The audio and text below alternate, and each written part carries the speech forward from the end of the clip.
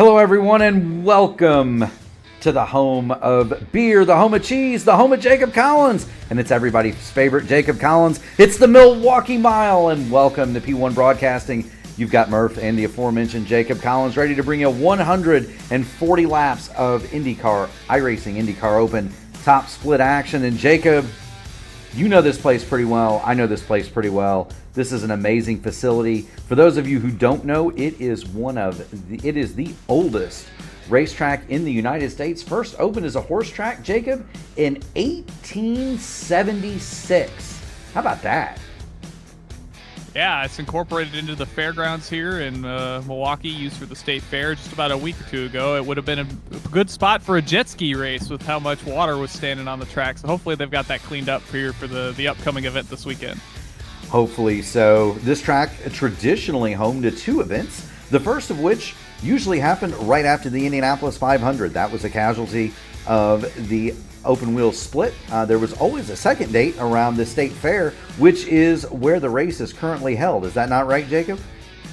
No, the state fair would have ended last weekend, I believe. So it's a couple weekends after that. Right, but traditionally there was a date in August, and there was a date around the state fair in August. There was a date after the Indianapolis 500. Paul Newman coined the phrase in the movie Winning, after Indianapolis, everybody goes to Milwaukee. And because of that notoriety, this is one of the most prestigious tracks in iRacing open wheel competition to win at. And that's reflected by the fact that we have got, Jacob, a stout field tonight. 49.02 the strength of field, and all the stars are here. MILWAUKEE, Blocker, Lichtenberg, points leader Rashad Craig, Hamilton Akabuezi, Peter Berryman. We're seeing Peter Berryman on an oval, Jacob. How about that? In addition to guys like Kyle Clinworth, Jason Brophy, Logan Edwards, who's second in points, IR head Seb Alexander. The band is all here, and they're getting ready to play, my friend. Absolutely. Good to see Ryan Cass in the chat. Not in the top split, but excited for a good race. Heck yeah, Ryan. We are too. Clindy's checking in. He is right now 17th on the board. Speaking of the board, let's get up here and show where we're at. With 45 seconds left in qualifying, MILWAUKEE, Blocker, Lichtenberg, Klimek, and Craig are your top five. Jason Brophy has not taken time, and we want to, we're going to check in on Brophy in that Power Slide private label team hype machine. There he is coming off of turn number 4. He's got time for one more lap, Jacob, if he wants it. He's going for it.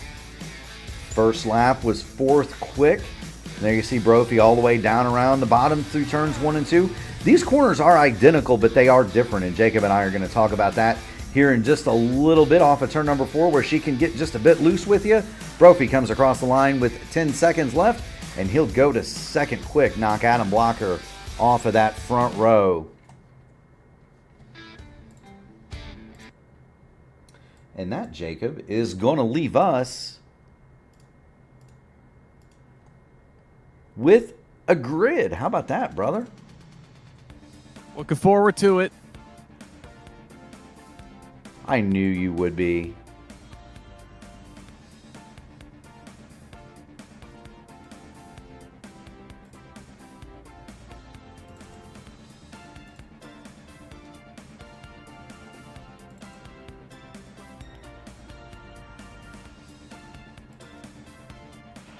On the pole with a lap of 171.181 miles an hour, it's the King, Robert MILWAUKEE III. Jason Brophy will start outside of the front row, and his teammate 170.8304, and we watched that lap. Quick lap for Jason Brophy. Adam Blocker, Brendan Lichtenberg, the Hyperstar, they'll make up row 2. Anna the Deer and Rashad Craig will be 5th and 6th. Nick Sudik, Hamilton Akabuezi, a pair of fiercely Ford machines, they're going to go 7th and 8th. Peter Berryman, that's the pro. He is 9th. He'll have the satellite racing entry of Chad Simpson outside of him in 10th.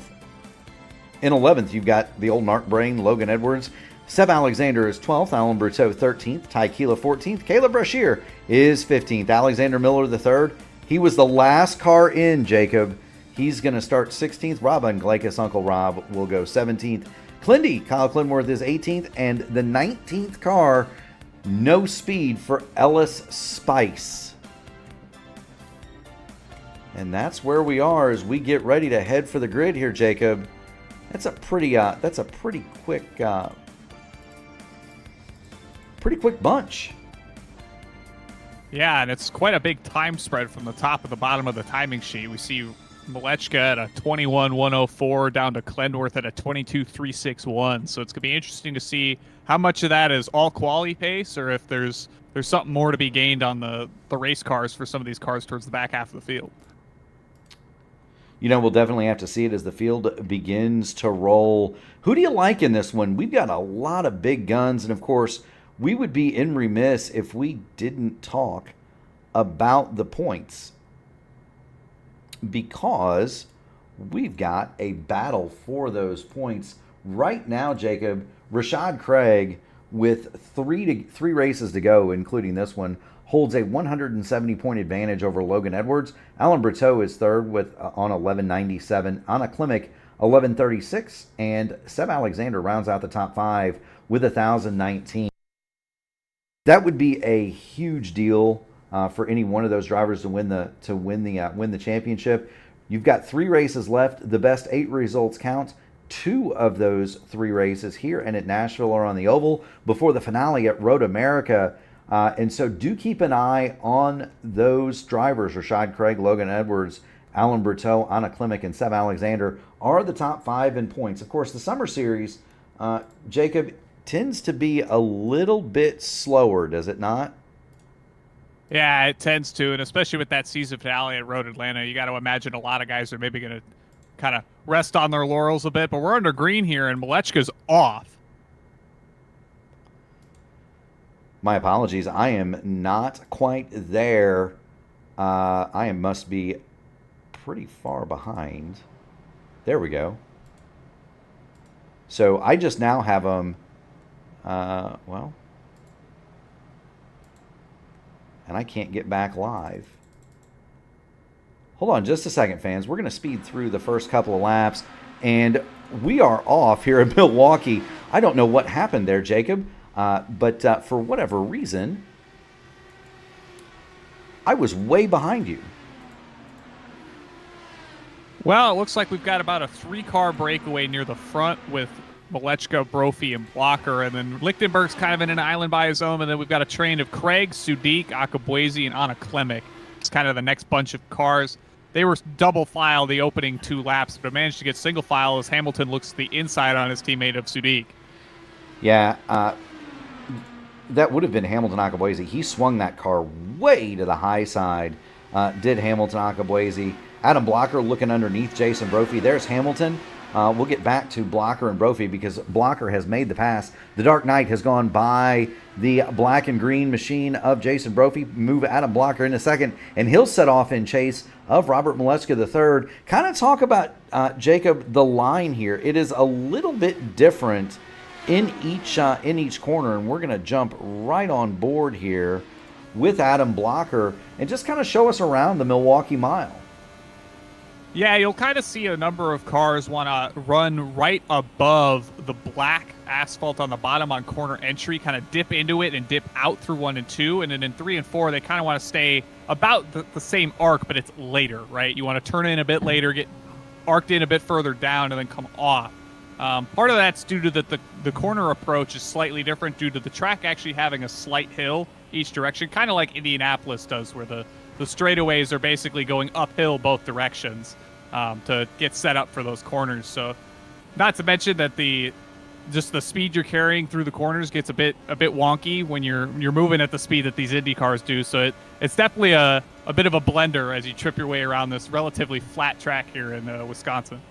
Yeah, speaking of speed, you saw Adam Blocker. He touched 180 miles an hour going down the backstretch, of course, in the draft of teammate Robert Milewaukeee. Trap speed 170, we'll call it 178 he touched going in there. The thing that you'll notice too, Jacob, as we circulate with the Dark Knight is this. As you go into turns 1 and 2, and he's done it a couple of times while we've been on board, you'll see guys kind of play a little bit of carom pool with that curb that protects the pit entry. that kind of unloads the car a little bit and helps the cars rotate. You do not want to do that in turns 3 and 4. Yeah, the turns 3 and 4, you don't have the luxury of the access road on the inside. It is grass down there, so if you dip the tires too far over, you're getting in the grass and potentially just losing the entire front of the car and sending it into the fence. That's definitely not a game that many are going to want to play going through 3 and 4. Most certainly so. Do want to point out the weather. It is a picturesque day in virtual Wisconsin, Jacob. 80 degrees in the air, 104 degrees on the track. Pretty low humidity. Wind is out of the west at 11 miles an hour. That shouldn't bother these guys too much. And they're already working lap 11 of 140. This race can go by extremely quickly.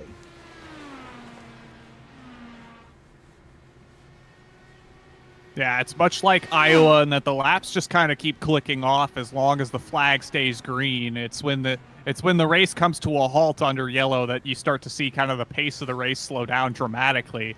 But as we stay green here, you're going to notice that a lot of these guys are going to maybe have to start thinking about, tire wear, maybe backing the corners up just a little bit, especially as we work our way into these runs. It's not entirely uncommon to see guys try to tighten their cars up as they kind of lose the tire grip that they had earlier on in the stints. Yeah, they're going to be working the weight jack or the anti-roll bars, especially depending on how your car's set up.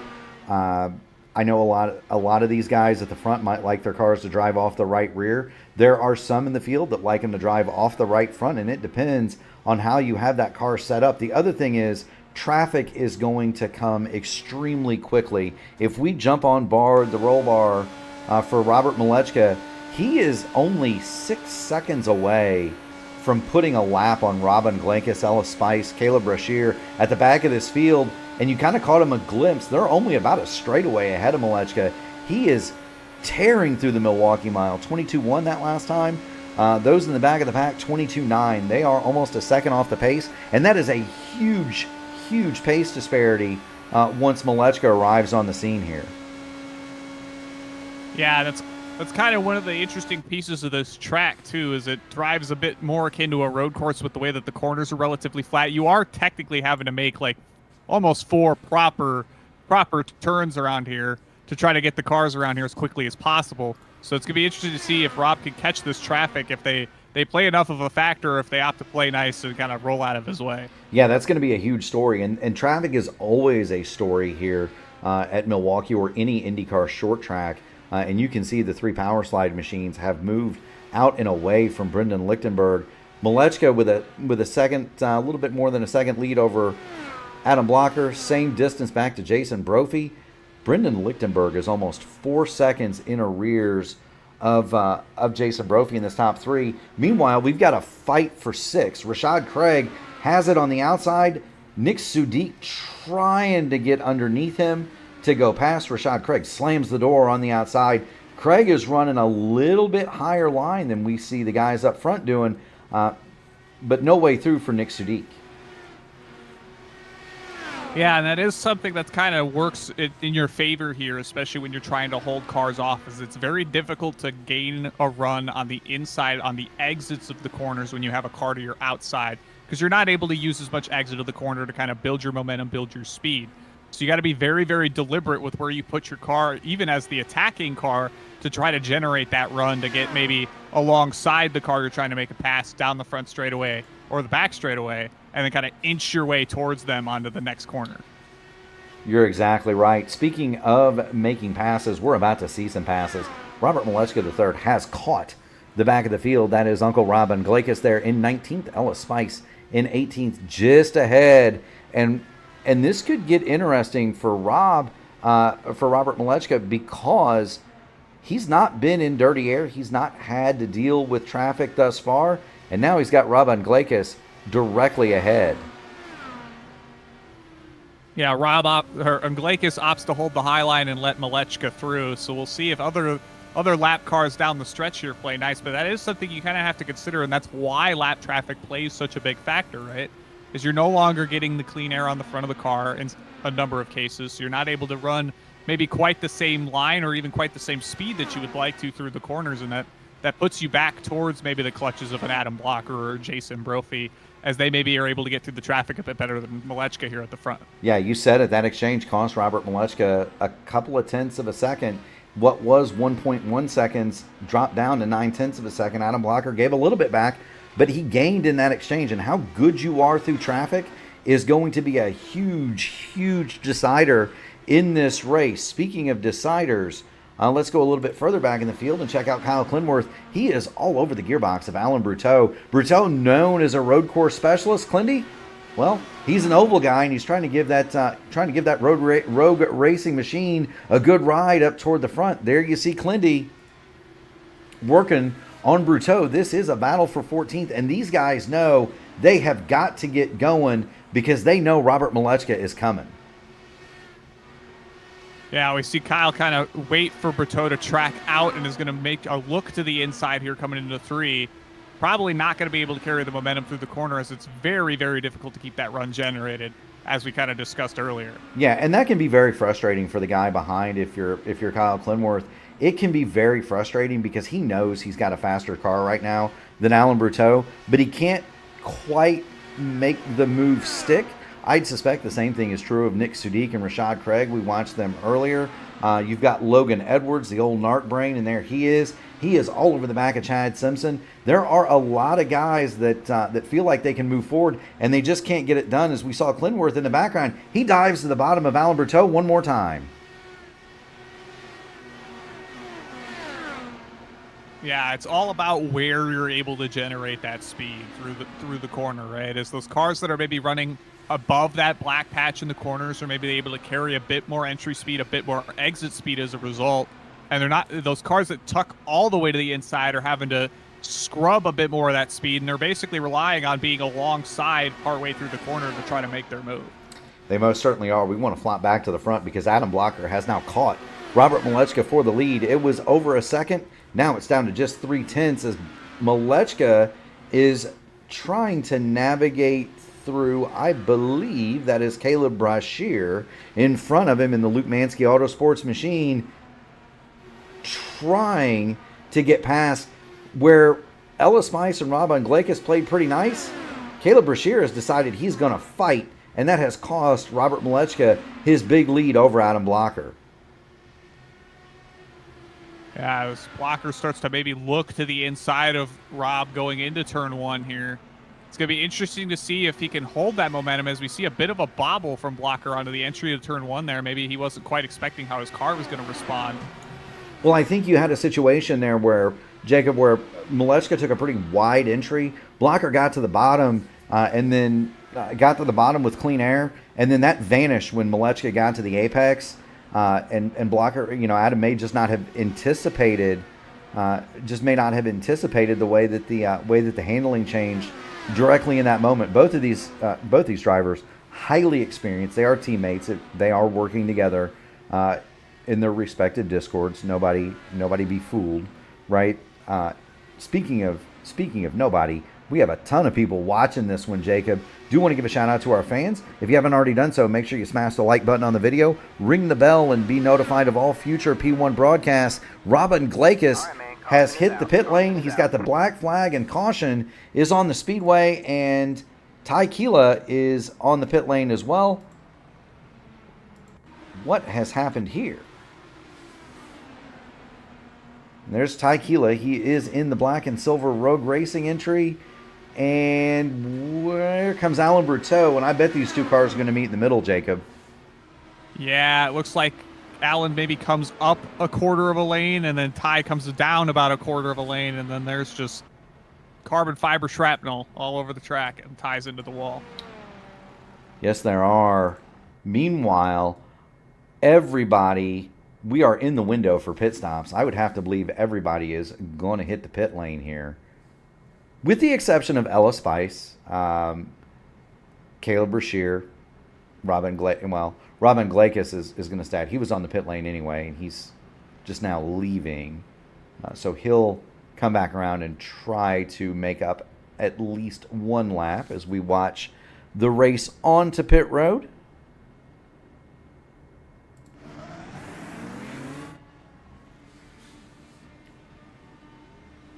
Here's the race off. Did Adam Blocker beat MILWAUKEE? No, that was close, Jacob.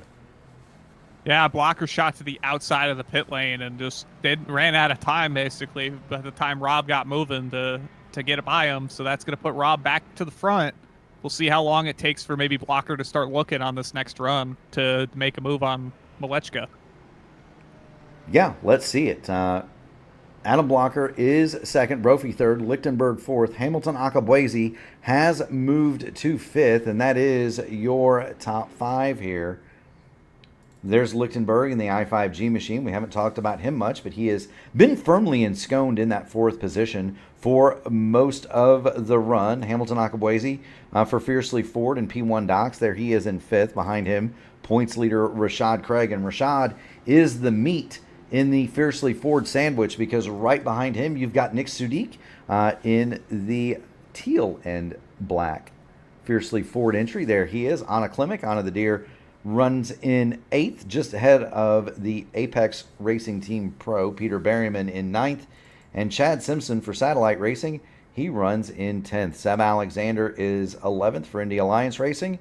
The Rogue Racing entry of Kyle Clinworth has made it up to 12th, Jacob, so he's climbing spots. A good run for Clindy. Up from the back, Alex Miller is 13th, and there he is in the rainbow-hued Dallara Honda. Alan Bruteau for Fiercely Ford and P1 Docks in the Bumblebee entry is 14th. Logan Edwards for Luke Mansky Motorsports is 15th. There's Caleb Brashear and Ella Spice. They are back on the lead lap, and Uncle Robin Glakis remains 2 laps down. Barney's got the green flag in hand. Racing is back underway here at the Milwaukee Mile.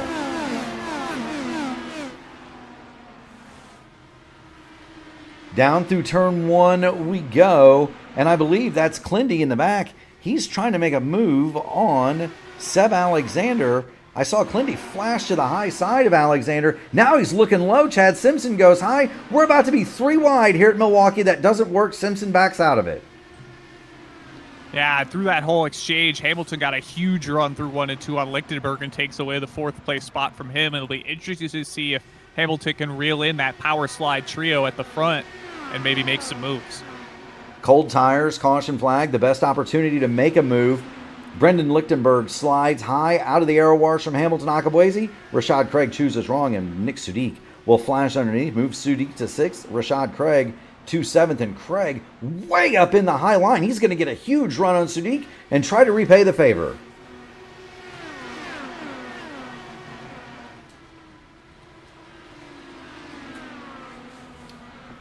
Brendan Lichtenberg racing hard with Nick Sudik now. Sudik all over the back of the I-5G entry. Hamilton Akabuezi in front of them is running a really super unique line. Very high. Sudik, he drops to the bottom. He and Lichtenberg almost touched. Did that get a piece of Lichtenberg's wing? Not quite seeing like full-on damage on Lichtenberg's car, but it's possible there's a scuff. It's possible. Rashad Craig looked to the bottom. He did not get that move done, and he'll fall into the clutches of Anna Klimek. Anna the Deer is on the bottom to look a little bit further through the field.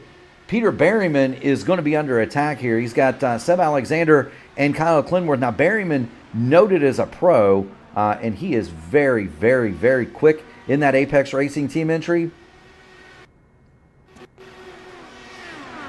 But not a guy that you would note as a big-time oval racer. He's very good at road courses, of course. One of the highest rated in the entire service when it comes to turning right and left. But Peter Berryman, not much experience on the oval side of things. When comparatively, at least, it's a 5,200 I rating, but nothing like the nearly 10,000 he has on the roadside, Jacob. Yeah, and it's also one of those things where, you know, it's a unique experience with this car in particular on the ovals. You know, there's a lot of guys that we'll see come from maybe a NASCAR background or, you know, short tracks even, and come into this car, and it's a completely different animal, just given the things like the in-car tools and operating with wings and not having fenders and the like. So it kind of changes how you have to approach things, not only from a driving standpoint, but just from racing the car as well. You don't have some of the conveniences of being able to door slam because there's not really a door on this car. So you've got less options in terms of how to address side-by-side battles or maybe even front to rear. There are not. We just got on the Bobby Rahal cam for Seb Alexander just in time to see he and Peter Berryman go wheel to wheel through through turns 1 and 2. Berryman gets the best of it, but Alexander is running that higher line.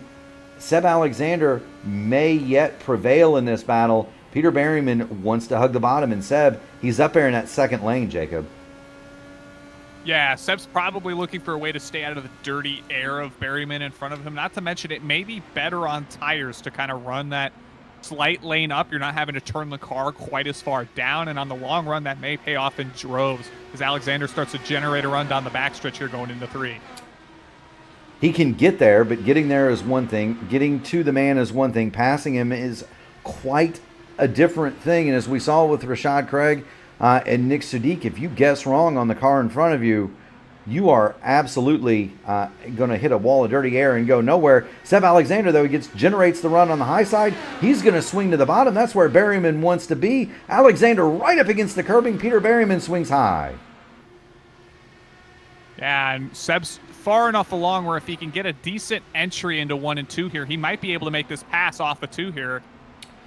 Not quite. They do touch wheels right there just a little bit. You see Clindy, he drops down to the bottom, trying to generate just a little bit of draft for Alexander. That doesn't work. Alexander all over the curb in 3 and 4, trying to get that black and bronze Indy Alliance machine to rotate. Can't quite get it. Side by side they go through 1 and 2, and finally Alexander makes the move. Berryman crosses him over. Yeah, it looks like Seb had quite a bit of a moment when he made it down to the bottom there. The car maybe slipped up the track, and he was lucky to hold on to it as Clenworth makes it through on him. We'll see if maybe the two of them can work together on Berryman to try to get a pass maybe generated on the outside, since the inside seems to be much, much trickier even if it's even if you've got the run. Kyle Clenworth all over that curb through 1 and 2. Berryman in the wall. Peter Berryman smacked the fence at the exit of turn number 2. It looks like he got it square, Jacob, but that's not going to do his Apex Racing Team machine any favors. Seb Alexander trying to build the run, and right there is Seb Alexander waiting to pounce. Matty Wags made a great point. That was a nice move from Peter Berryman. I was just talking about how he's not known as an oval racer so much as a road racer. That looked like something you'd see at Hopstad, Indiana on a Saturday night on the dirt in a wingless sprint car, Jacob. That was a pretty move he pulled on Seb there. Well, speaking of sprint car moves, Kyle about put the slide job on Berryman off of 4 there, but he's going to get it to work off 2. Berryman's going to look back to the inside. This is about as best a battle we could get out here tonight. Yeah, it is. The leaders, Malechka, Blocker, Brophy, and Akabwezi, 2 seconds, 2 seconds, and 4 seconds are the intervals. And then it's another second back to Nick, a second and a half back to Nick Sadiq in 5th, and then a second back to Lichtenberg in 6th. There is more than a second that separates everybody in the top 8. This is by far the best battle on the speedway as Seb Alexander now goes around the top of Peter Berryman. He's going to try to grab 10th. Chad Simpson's going to try to follow suit here.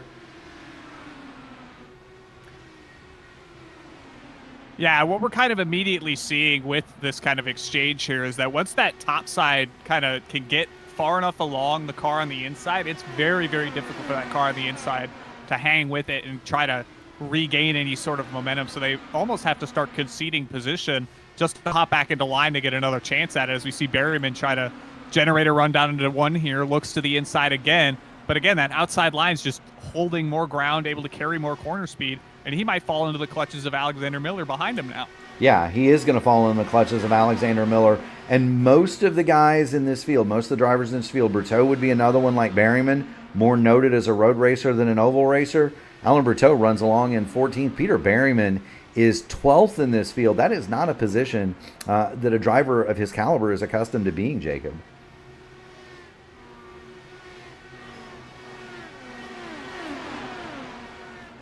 This, No, and that may very well be a good part of the reason he's here, right? Is he wants to be able to learn how to work in traffic, maybe get a better idea of how to make passes, be more consistent lap over lap, as that seems to be kind of the name of the game here on the ovals, right? Is you need long run, lap over lap speed. You're not going to be able to kind of blitz away from the field purely on raw speed. You gotta be able to make your race strategy just as good as your lap speed. You know, that's very true, Jacob. And we just saw a big wiggle from Peter Berryman. Of course, tools factor into that too. You know, Berryman may not be a guy who, you know, is accustomed to using the weight jacker, the anti-roll bars, all of those things as much. And so he may be getting a feel for that. Alexander Miller slots to the bottom. He'll see if he can't get a spot from Berryman, move him back to 13th.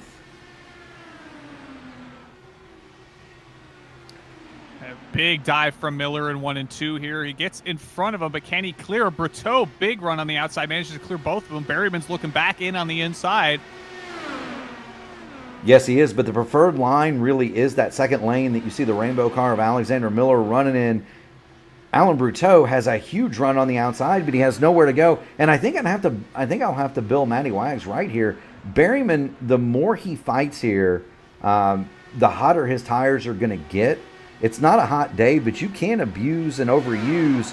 Those Firestones, and Berryman may have done just that, fighting with Clinworth, Alexander, and Simpson, and that's going to cost him a whole bunch of spots. By the way, we are already 27 laps into this run, and Kyle Clinworth and crew have now caught Anna Klimek. And so Clindy is going to dive to the bottom of Anna Klimek going into turn number 3. Move Kyle Clinworth up to 8. He's on a charge. Clindy started this race in 18th spot, 1 away from shotgun. Clindy's past half the field. He is up to 8th.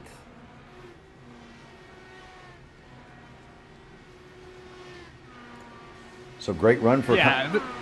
Go ahead. This is certainly one of those things that shows that qualifying is not the race as well, right? He was maybe a second off in terms of qualifying lap speed, but here he is working his way through the field just as good as the rest of them. So it's always interesting to see who's kind of got their time spent, or maybe their pace in one place or another, and can kind of work their way through the field like this.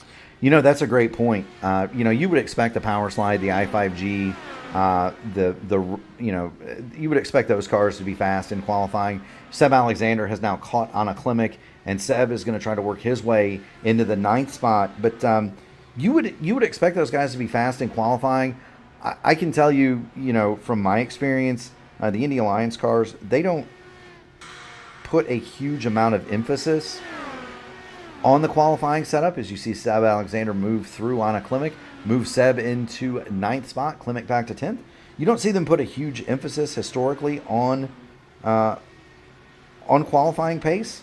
It's all about building a comfortable race car, and certainly they appear to have that 7th and 9th for Rashad Craig and Seb Alexander. Kyle Clinworth is 8th. He is a member of that broader alliance. So is Chad Simpson in 11th.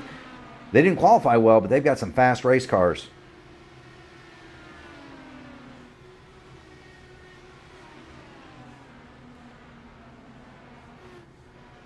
And all the while, Robert MilewauKee has caught and started working through lap traffic. Peter Berryman, who we were watching for a good portion of this race, is now a lap down behind him. And the gap to Adam Blocker behind MilewauKee is within a second. So it'll be interesting to see as Rob continues to work his way through traffic if that gap shrinks or if he can try to stretch it back out.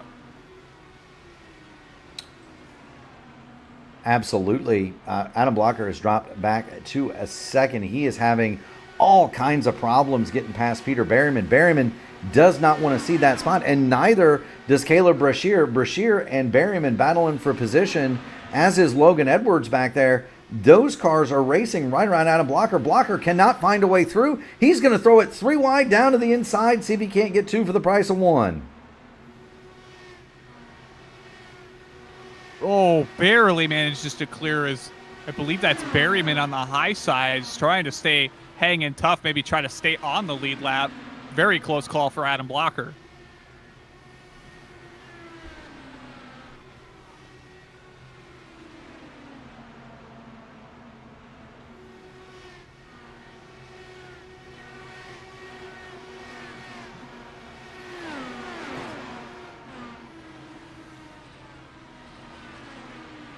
Yes, it was, but now Blocker has gotten through, and now we'll see how this affects.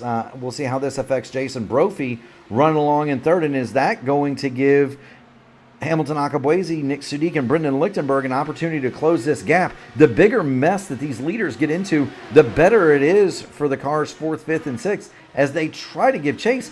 But those cars are already a half a lap down or a half a lap or more down. Meanwhile, Milewaukeee, he's now working around the car of Chad Simpson. Chad Simpson is 12th. Alan Bruteau is next up on the hit parade. He is 11th. Anna Klimek would mean that he is starting to lap cars into the top 10, Jacob. Yeah, and you've got to imagine a lot of the battling we saw in the opening portion of the stint they were kind of hanging on to between Berryman, Clenworth, Alexander, and even Klimek to a certain extent, that they were costing themselves a little bit of time, maybe a good bit of time. That kind of caught them back to Milewaukeee, and because he's been able to work through this lap traffic fairly handedly, we're seeing a lot of these cars that might be half decent on lap over lap speed just kind of fall by the wayside because they've spent so much of this race battling each other. Yes, they have. Robert Milewaukeee working to the inside of Alan Bruteau, and this will put P11 a lap down. Bruteau tries to hang on that outside, just can't quite do it. Through goes the king, and he'll line up, he'll put a line on Anna Klimek. Klimek is running in the 10th spot, and it's only another couple of seconds up to Seb Alexander. Another couple of seconds from there to Kyle Clenworth. Robert Milewaukeee is 5 seconds from putting points leader Rashad Craig in 7th spot, a lap down. But there may be a reprieve, Jacob, and talk to us about the fuel window. When can we expect pit stops here? We've got to be getting fairly close as we see Milewaukeee put a lap on Anna Klimek. Well, we're thinking it's probably somewhere around 55 to 60 laps, maybe a little bit longer if guys have opted to use maybe an alternative fuel map, do a bit of lifting, coasting, clutching, all the various things you can do to make fuel kind of exist or continue to exist in this car. We saw cars come in around lap 33. Got to imagine maybe closer to lap 88, 90, somewhere in that neighborhood. We're going to start seeing cars maybe at least consider coming into the pit lane, if not already doing so. So about another 10 to a dozen laps here, and we'll see cars maybe peel their way to pit road one by one as they work their way over the course of this long green flag run. Very much so. Looking off the back of Seb Alexander as he is being pursued by Robert Milewaukeee. Milewaukeee the leader. Alexander runs along in 9th place. And when you start talking about putting a lap on guys like Seb Alexander, caution is on the speedway. Caution. Caution, caution, caution. Seb Alexander is going to be saved by the bell. Ella Spice is on the pit lane, and let's see what's happened to Ella Spice. Looks like he's all alone and by his lonesome here, Jacob, going through turns 1 and 2, and gets loose in 3 and 4, I believe, and hits the outside wall. Yeah, there he is. He's following Brendan Lichtenberg. Lichtenberg running along in the 6th spot. And so here's Ella Spice, goes through 3 and 4, and just around the back end goes. And that'll happen long runs here at Milwaukee. If there is any sort of a defect, Jacob, in your if there's any sort of a defect in your setup, this place will find it in a hurry. Everybody is going to file onto pit lane. It is a very unique pit entry here, isn't it, Jacob?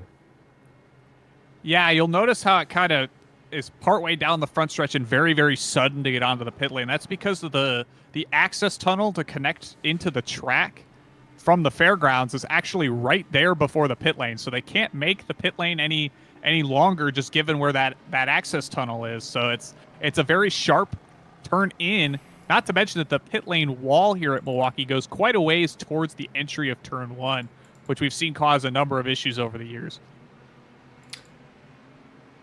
Yes, it does, and yes, it has. Robert Milewaukeee is out as the leader. However, we do have some interesting developments on that score. Caleb Brashear is in front of the leader, and he is going to maintain. He's going to get 1 lap back.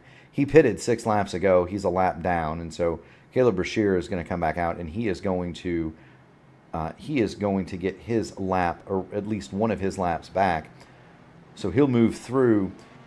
Do want to point out that there are cars between MILWAUKEE and Adam Blocker. You've got Anna Klimek and Alan Berteau. They are there between the two leaders. And then when you cycle back to Blocker, you've got Chad Simpson and Alexander Miller. Between him and Jason Brophy, there's Brophy. You've also got Peter Berryman and I believe, Jacob, help me out. Logan Edwards. Logan Edwards. They're involved. So you've got Berryman and Logan Edwards involved. And they're in between Brophy and Akabuezi. Akabuezi, Lichtenberg, and Rashad Craig are all in immediate contact. But at the front of this field, you've got leader, lap car, leader, lap car, leader, lap car. Do want to give a hearty hail and good welcome to Lith Fox. We are back under green flag action here at Milwaukee. Yeah, it'll be interesting to see if maybe some of these lap cars opt to yield. It seems that's going to be the case as Blocker makes his way by Berteau here. See if Anna and some of these other cars that are interspersed here all opt to perform the same strategy as Brophy looks to the outside of Miller. Simpson's in line and behind Berteau, looking to the inside of Berteau, and that's an opportunity for these lap cars to make positions on each other too, right? As they're still in their own race, trying to make up their own ground. As Brophy's kind of in the middle of a pickle fight between these two lap down cars. Yes, he is. Brophy swings to the high side of Alan Berteau. Can't quite get it done. There's Brophy. He looks to the inside now of Alan Berteau. He desperately wants to get through every lap that he fights with Alan Berteau. That's just more time for Adam Blocker to escape up the road. Meanwhile, Anna Klimek is giving Adam Blocker fits in trying to get past. Blocker will do so. Brophy has now gotten through his lap traffic. Now it's going to fall on Hamilton Akabuezi. He's got 3 cars to pass. That's Alexander Miller, Chad Simpson, and Alan Berteau there up front. Now at least Berteau is a teammate, but you also can't fault. You also cannot fault Alex Miller and Chad Simpson here. They're racing for position. Absolutely. You got to keep in mind that even if these cars are a lap down, they're still having their own race, fighting their own battles, and potentially trying to stay maybe only one lap down here as they can get maybe a wave around at some point, get back on the lead lap, and be just as in this thing as any of these cars that are still on the lead lap right now. Yeah, they most certainly are, and so that's all fair play. Akabuezi gets through Simpson and Miller. He will have no problems with his teammate, Alan Berteau. Do want to point out that Nick Sudik has made it through Brendan Lichtenberg, and so Sudik will run along in 5th, demote Lichtenberg back to 6th. And then you've got kind of this battle here. Seb Alexander is 7th, Rashad Craig 8th, Kyle Clinworth is 9th. All of those cars are on the lead lap, and they are the remainder of the lead lap. And it is a snarled mess here in front of the Hyperstar. Brendan Lichtenberg in 6th. He's lost the top 5 to Nick Sudik, and he's trying to find his way around Peter Berryman, who is, and it feels weird to say it, Jacob, a lap down. Yeah, you've got to wonder if maybe Brendan's just opting to hang back, log laps, get a feel for maybe hanging around in traffic here. There's only so much ground for him to gain forward speaking, and it's better off just to try to ride around and reduce the risk than maybe try to work your way through these lap cars that are probably around the same speed as you to make it back to cars that you're actually battling for position. There's a lot to be said for not using your tires up. Maybe if we come to a later stage of this race, there's an option for him to stay out, leapfrog a couple cars on older tires. You never know. There's lots of options in play there. Well, and here's what I'm noticing. Brendan Lichtenberg is about 7 to 10 miles an hour slower down the straightaway than we were watching Adam Blocker, Robert MILWAUKEE earlier. That tells me that the Hyperstar has figured out that he might be able to make it to the end of this deal. It would be a 61-lap run, which is just at the outside of that fuel window you talked about earlier, Jacob. Lichtenberg shoots to the inside of Berryman. Berryman all over the back of Alex Miller. this is dicey, but I think Lichtenberg is saving gas. I think he's looked at the numbers and thinks he can go to the end of this thing, Jacob. Yeah, and it's definitely one of those things that if it's me, I want to try to play to the situation of where I'm not counting on other cars deciding my race, right? It's very possible that we get to maybe the last dozen or so laps, like late yellow comes out and there's an opportunity to maybe get a splash and go or pit for tires late. But if I'm Brendan, I can fuel save and feel like I can make to it under green with no issue, and there's maybe cars in front of me that might not be able to do that, I'm going to put the race into my own hands as much as I possibly can. Most certainly so. And look, if you're Brendan, that may be a way to steal a podium or a win here. And let's face it, he is not. Nobody has shown the speed of Milewaukeee, Blocker, or Brophy up front. Maybe Hamilton, Akabuezi, maybe. But Hamilton would be the only one that's shown that he can run with those power slide entries at the top of this field. So if you're Lichtenberg, if you're Sadiq, if you're Seb Alexander, why not save the gas, turn the thing all the way down, see if you can make it, even if you go get a lap down, even if you get lapped on the road here, those other cars are going to lose 2 laps pitting, even if you're traveling at reduced pace. And so it's to your advantage to not have to pit here. No such fuel saving occurring, I don't think, on the car of Robert Milewaukeee, and let's hop on board him.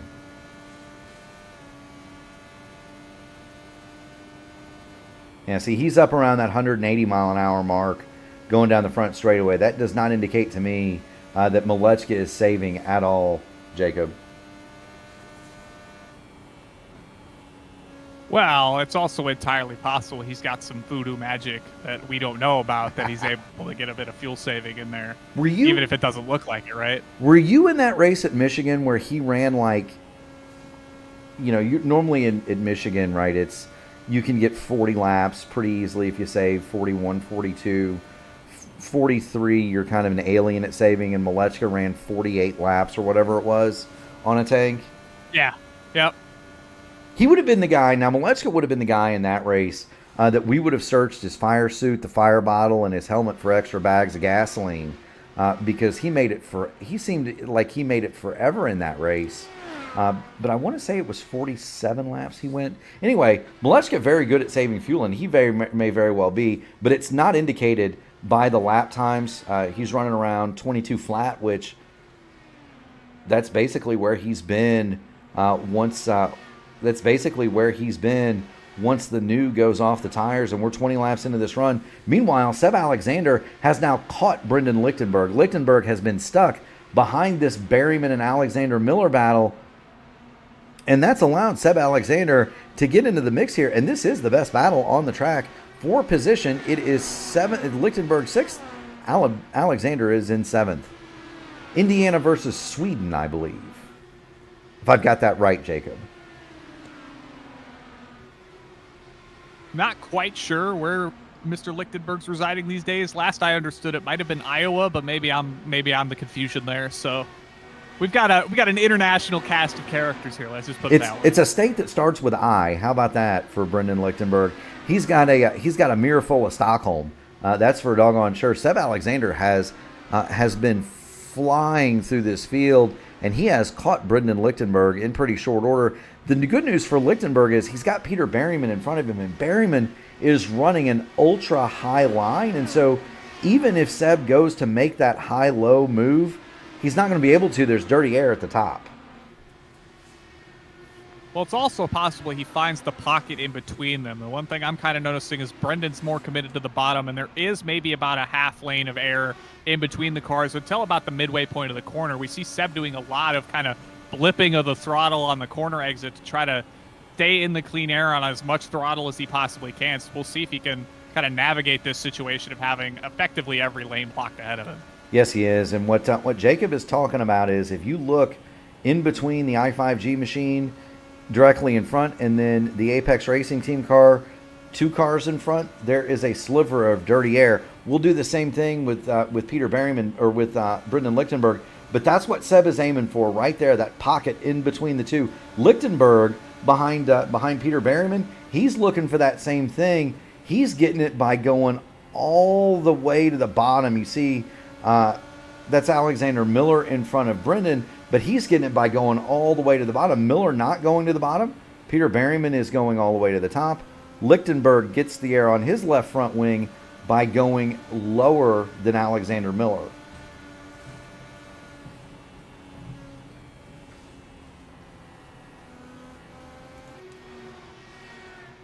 I'm kind of surprised, by the way, Jacob, to see Peter Berryman fighting with Brendan Lichtenberg.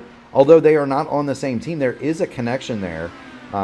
Brandon Trano ran as part of the Apex Racing team, and as a matter of fact, entered quite a few races as Apex Racing with I5G.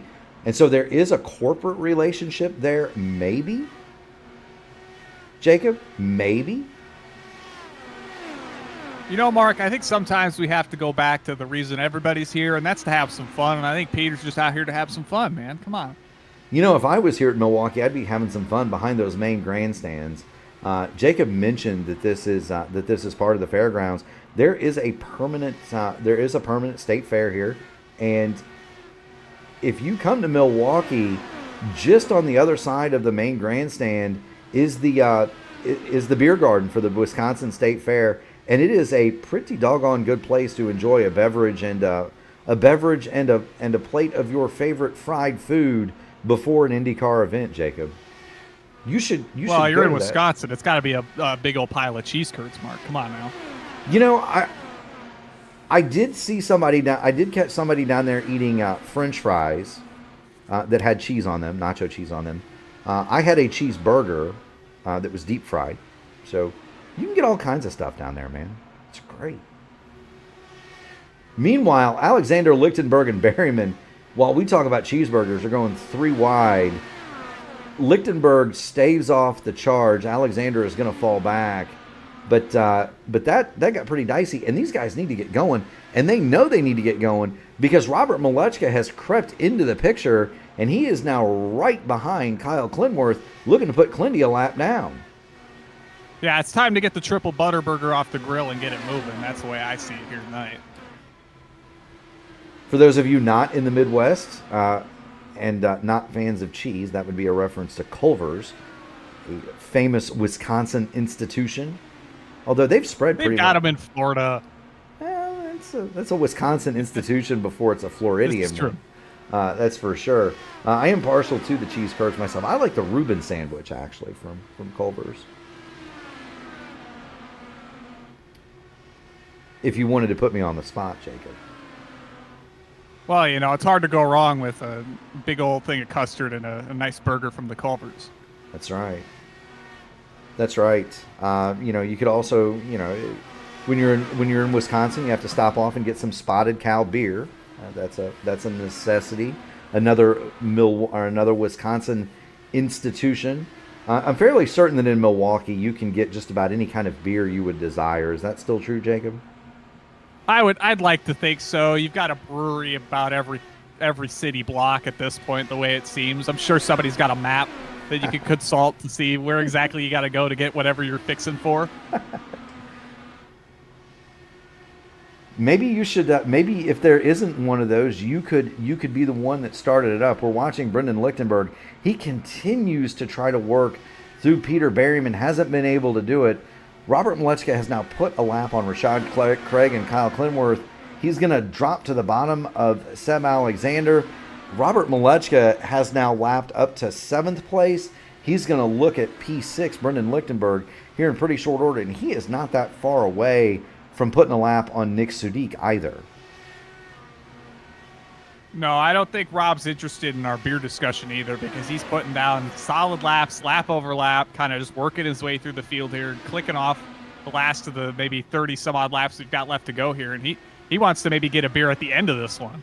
I'll tell you what, he might need the beer to power the car. He's been out there 38 laps. He's got 22 to go. That's right on the edge, Jacob, of the fuel mileage that we talked about earlier. Robert Milewski has built a huge advantage, but does he have enough petrol in the tank to carry him for these next 22 laps?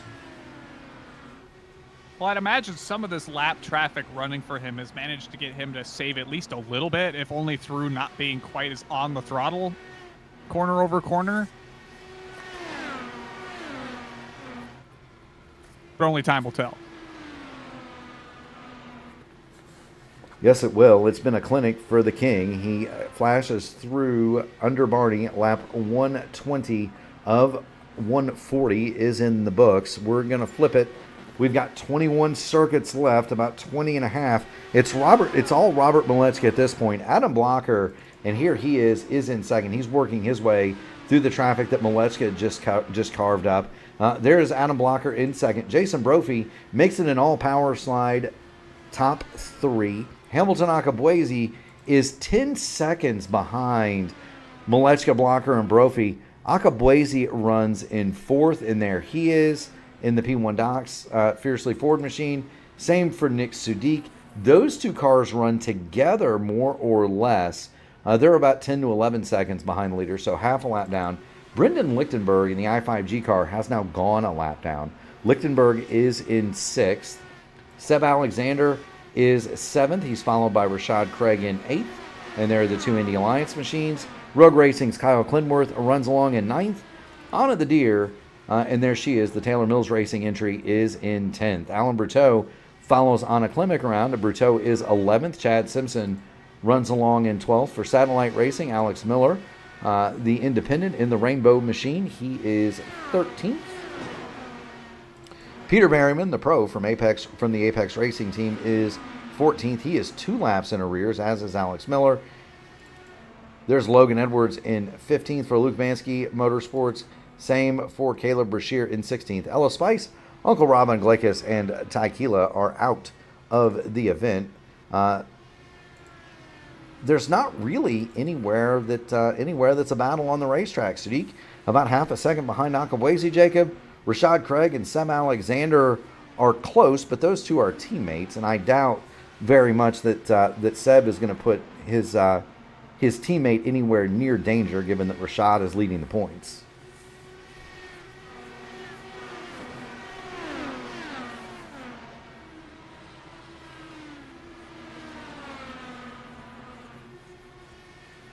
It does look like they're at least still trying to race each other, however. Well, yeah, I mean, there are no team. I can personally vouch that there are no team orders there, but there's definitely intelligent racing happening. What's rule number 1, Jacob? Don't wreck your teammate. What's rule 2? See rule 1. You got it. Jason Brophy works down to the inside of Seb Alexander to put a lap on the two Indy Alliance machines. But it's been all this man, Robert Milewski III. He's gone by Chad Simpson. That's a stout satellite entry, and he has gone 2 laps down. Robert Milewski is hammering the field here at the Milwaukee Mile, Jacob. 14 laps to go.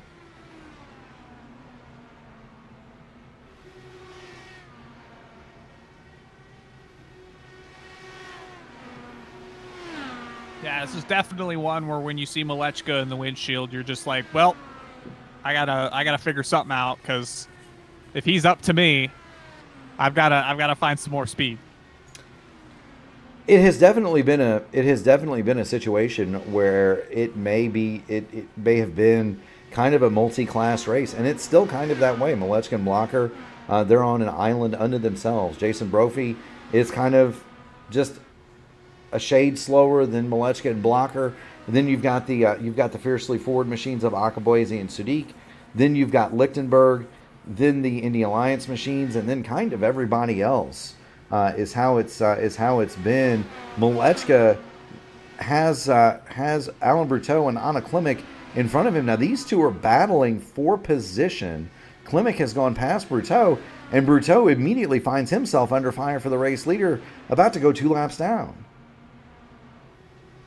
And all of this, Sudik made a pass on Akabuezi in 1 Well, and 2. they're fighting. Is now working the high side in 3 and 4. Yeah, they're fighting. Thank you for pointing that out. There's the two Fiercely Ford machines. Sudik gets through Hamilton Akabuezi, moved Nick Sudik to 4th. Akabuezi is back to 5th. Those two cars are about 10 seconds ahead of Brendan Lichtenberg in 6th. They are not a lap down, although that red car behind them, Robert Milewski, he's coming. We'll get on board the roll hoop for Robert Milewski, and there he is. Those 2 bumps ahead of him, you can kind of see him. That's Akabuezi and Sudik. That's how big of a lead Robert Milewski has on the field here. Yeah, he's lapping about about 2/10 to half a second, depending on which car you're looking at between that Sudik Akabuezi duo there. So it's entirely possible for the end of this one, we're left with 3-4 cars on the lead lap, and that's all with multiple yellows. It is. You got to remember, we've been slowed twice for yellow flags, and both of those were in handy spots in terms of pit stops. We have not had green flag stops. This will be the longest green flag run of the evening, and we don't think quite that it will result in a green flag pit stop. Do want to point out that Anna Klimek and Alan Bruteau continue to battle behind Rob. There's Bruteau in 10th. He's trying to demote Klimek back to 11th. He has almost done so, but Anna the Deer fights back on the outside, Jacob. Yeah, they're trying to stay basically the front of the cars 2 laps down here between Klimek and Bruteau. That high side versus low line battle that we've seen all night. Bruteau almost gets clear of Klimek off of 2 there, but Klemek's able to hold it steady on the outside. We'll see if she can make something happen here in 3 and 4. Yeah, that Taylor Mills Racing machine looks very strong on the outside. Klimek way up in the Hamilton Akabuezi line. She'll hold off Alan Bruteau's charge this time. Adam Blocker is kind of stuck behind these 2 cars, and if you're Blocker, I don't know if you'd really move to pass him. He's got a pretty handy lead over Jason Brophy. It is about 4 seconds. We'll stick with this battle because it is by far the best one on the circuit. You've got Anna Klimek and Alan Bruteau duking it out here. That is Bruteau now 10th. Klimek is 11th. And I think Bruteau is finally going to prevail here, Jacob.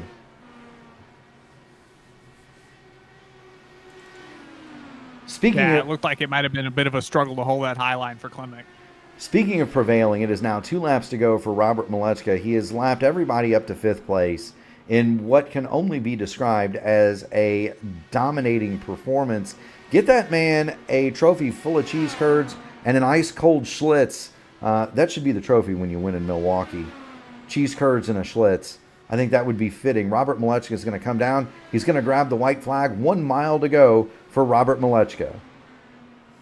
And he's going to put Hamilton Akabuezi a lap down for good measure. So that'll give us 4 cars on the lead lap coming into this race. Yes, it will. It's an all-power slide affair at the front. Robert Milewski dives through turns 3 and 4. He'll come off at turn number 4. Barney has the checkered flag in hand. Robert Milewski is going to win by a mile at the mile. Adam Blocker is going to come home second. Jason Brophy in third. We're awaiting Nick Sudik. It's going to be a minute, Jacob. There's Sudik. He comes through. Nick Sudik will flash through in 4th. And that, my friend, is it for the Milwaukee Mile. Truly a magical place. Indeed. For the win, it's going to be Robert Milewski III. He is going to take home the dub. It's over Adam Blocker and Jason Brophy. So 3 power slide entries make up the 3 top spots. Nick Sudik is the only other car on the lead lap.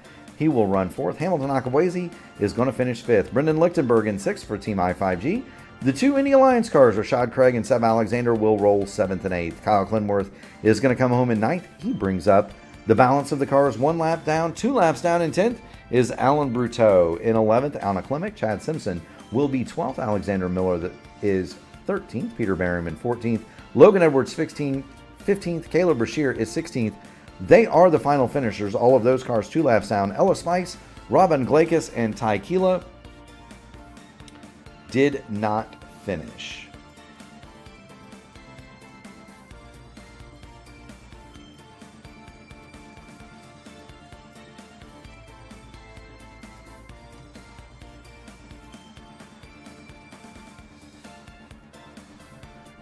Well, Jacob, let's see who we've got in the interview room.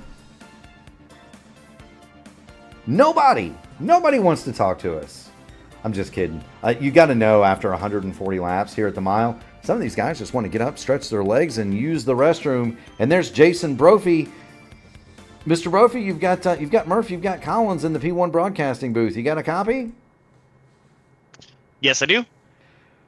I'd ask if you had anything for Rob but I think he answered that question for us.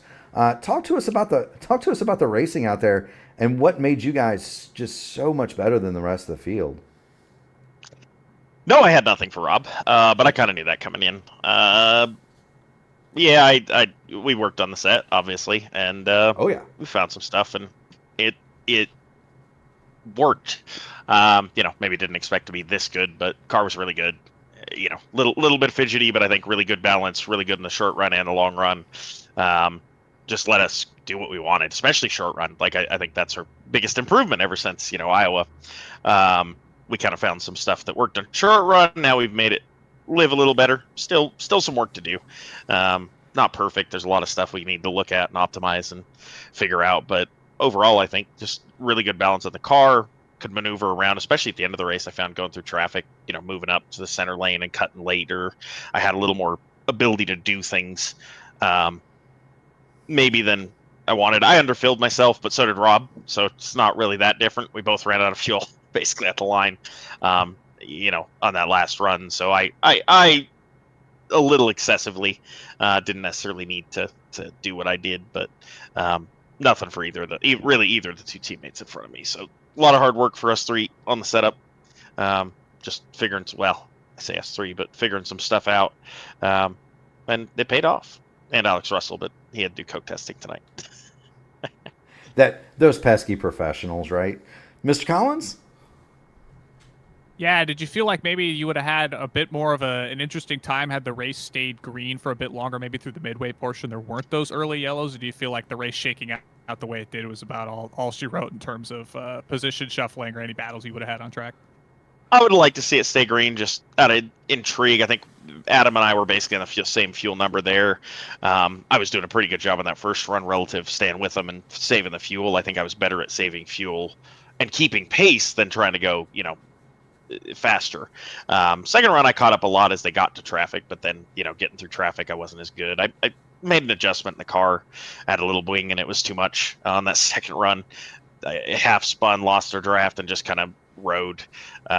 So I'd love to see it stay because the fuel mileage race, we were all three of us were going to make it. I don't know about anybody else, but it was still going to be fun. Like, it was just entertaining. They kind of have to hit the number and pace the car. It's always entertaining to watch you guys, Brophy. You always do an incredible job, and because you do the incredible job, you did your homework, you got on the podium. Friends, family, sponsor, shout-outs. The floor is yours, my man. I want to thank my team owners at Team Hype, Ty Stover and Tommy Milner.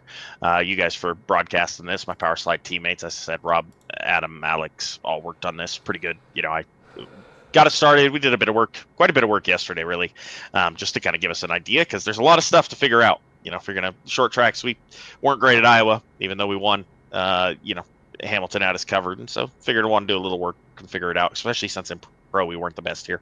So, now we got an idea, I think. Pretty good idea for what to do, and yeah. So thanks to everybody in the community, too. It was a good race.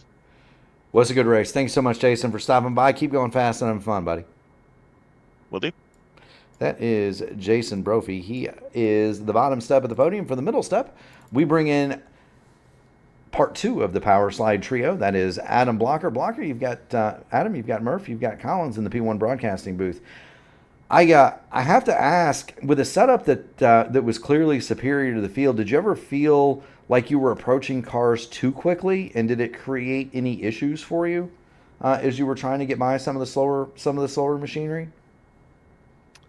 I was a bit worried about that in the practice session before, but really in the actual race, I would say the bigger thing was, and this was probably how Rob, because really we were pretty similar on speed, like when we got in clean air before at least at the start of the run, but then once we got in traffic, he was just able to clear the cars like a corner or two quicker for each one, and it's like when I get held up with the pace differential like that, if you get held up, one or two corners longer, it's just going to cost you time. But for the most part, almost everyone did a really good job of being predictable, even if they were like racing people, and it was just kind of fun. So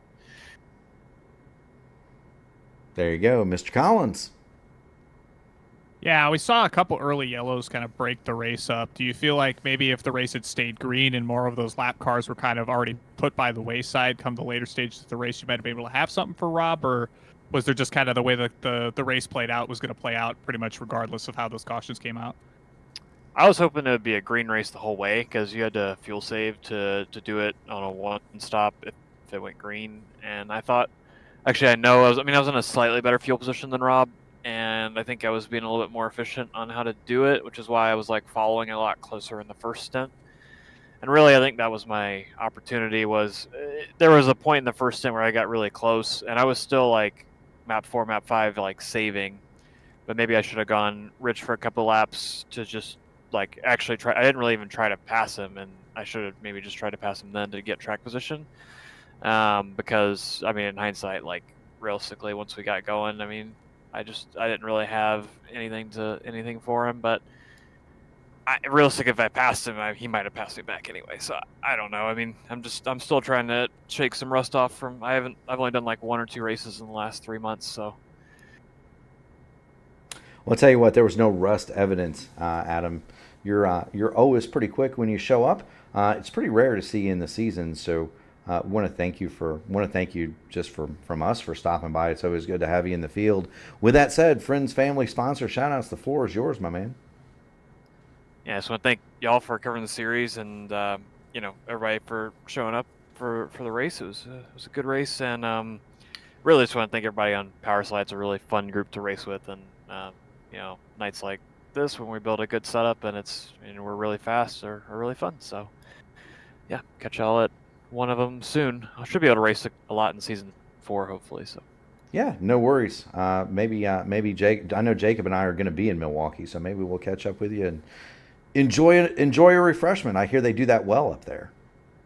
Yeah, if you're near the Ghost Trailer, send me a message. If I'm We'll not do. busy, I can come out and say hi. So, or Will just do. if you see me, say hi.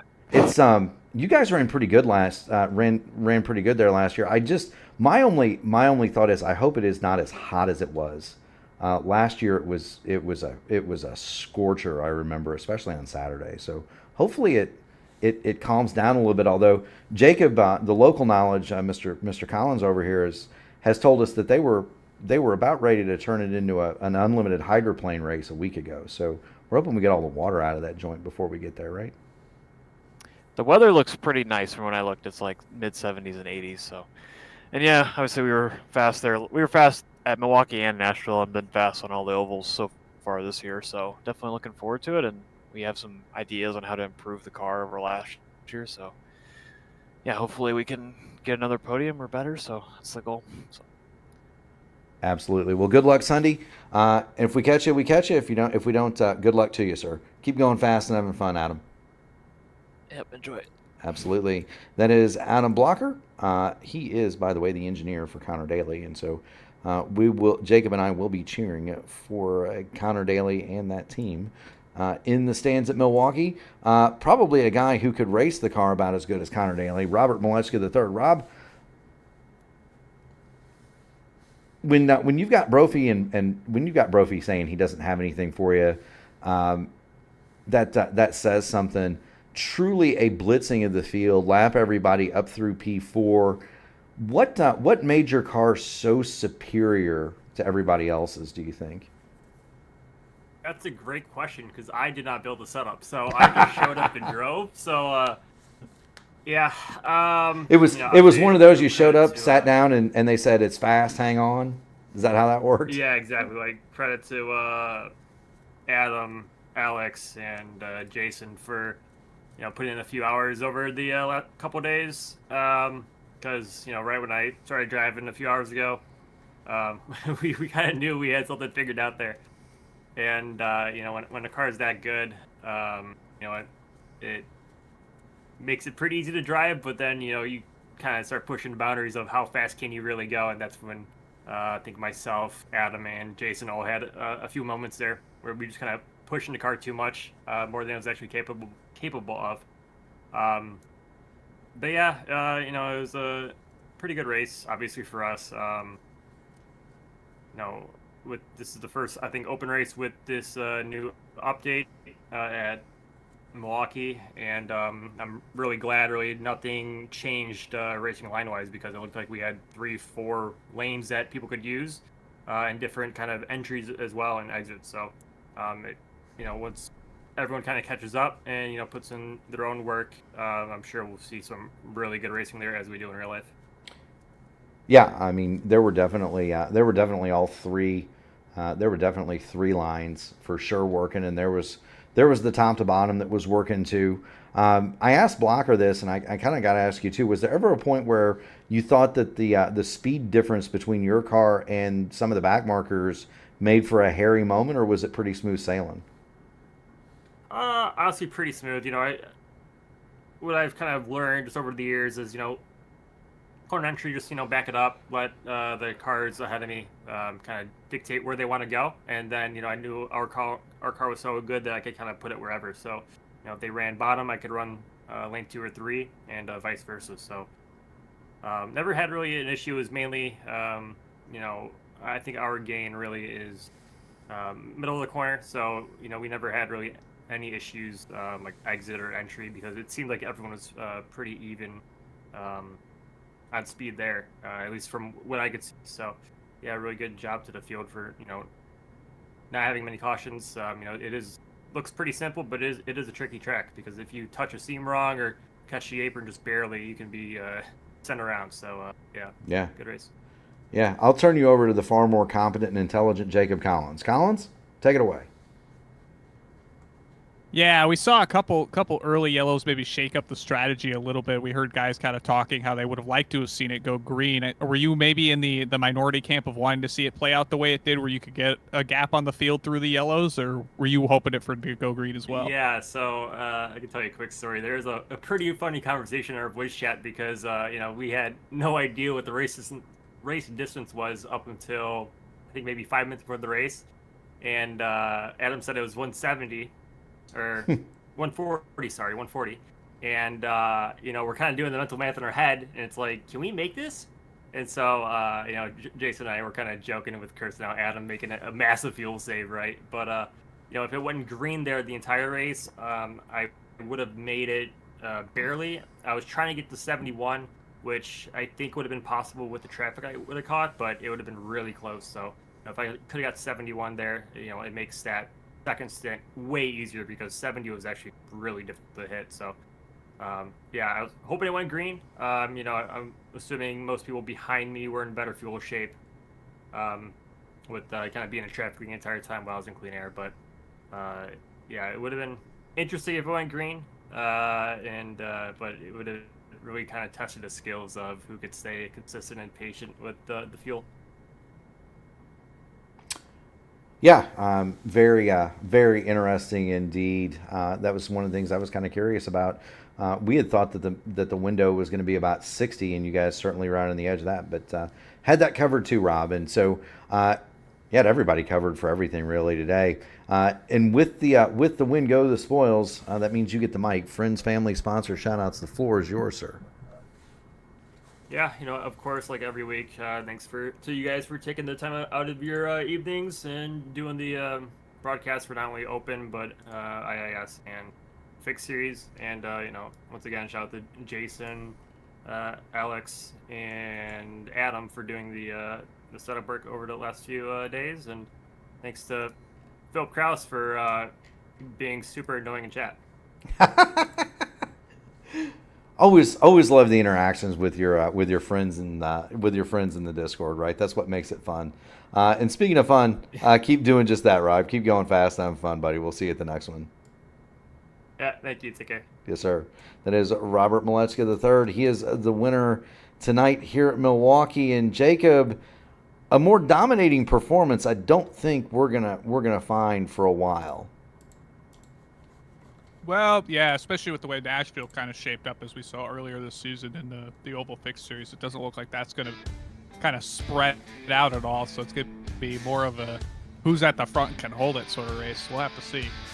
And with that, ladies and gentlemen, our time is ended for tonight at Milwaukee. There are 2 races left here in the Indy Open Series. Next week, we go to the concrete high banks at the Nashville Super Speedway for round 11, and then we're going to close this baby out 2 weeks time at Road Atlanta. And these cars, I got to tell you what, Jacob, if you've never seen these cars at Road Atlanta, scintillating does not begin to describe it.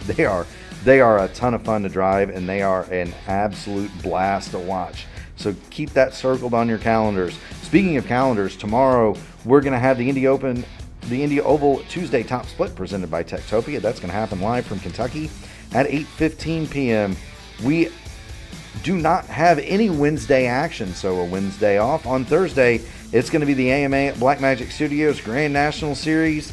Jacob, that's going to be from Daytona. I think you should file an entry for that. I could get behind a league race at Daytona. I think you and Clindy should both file an entry for that. I think that would be great television for P1. That'll be Sam Crow and I on the call. 8:20 p.m. pre-race. 8:35 is the race start. On Saturday, you've got the INDYCAR iRacing Series presented by 40 Racewear. That's 2 o'clock from the Milwaukee Mile. Sunday, it's the Real Live IndyCar show from right here at Milwaukee. We do want to thank everybody who tunes in and everybody who makes this a ton of fun to do. The drivers on the track, the fans in the stands, thank you so much for being engaged in chat. Sorry we didn't get to some of your comments today, but it's always a blast. We'd also like to thank the people who truly make this possible: the military, the police, the firemen, the EMTs, and the nurses in the emergency room that take you out of the ambulance when the EMT gets you there. From the bottom of our heart, we thank you for doing the jobs that keep us safe while we sleep soundly at night. Jacob, I'm going to head out back for a bratwurst and a cold Miller. I'll see you next week. Sounds like a plan. Good night, everybody.